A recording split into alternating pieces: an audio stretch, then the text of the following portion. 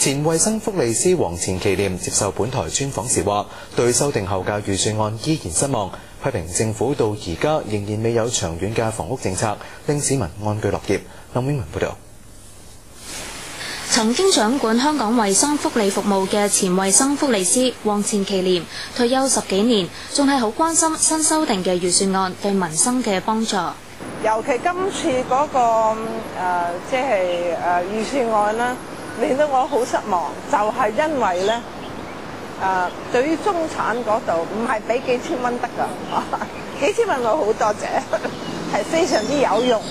但係咧，你話對香港長遠策劃咧，係需要屋宇。97之後，佢長期喺海外生活，仍然心繫香港，留意政府過去10幾年嘅施政。令佢感受最深嘅係當局停建居屋，但係政府至今仍然未有長遠嘅房屋策略，令到市民安居樂業。佢哋有期我又冇啦，85000又冇啦，咁即係85000不嬲都係好抽象嘅，夾薪階層係好陰功嘅，又納稅做極都睇住人哋發達，自己連間屋都冇你想落訂啦，已經覺得好似冇錢啦。屋宇咧，中產尤其有錢都唔使我哋幫，需要幫。嗰啲貧窮咧，你有咗中產，希望佢將嚟做中產啊嘛，係咪？你低層、中上層，大家社會應該喺上邊行噶嘛。咁樣嗰一步咧，我就覺得做唔到啦。到目前為止未做添。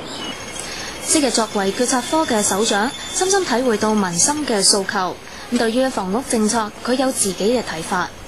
政府應該有一個長遠嘅策劃，話香港人、香港永久居留者即係咁應該係點咧？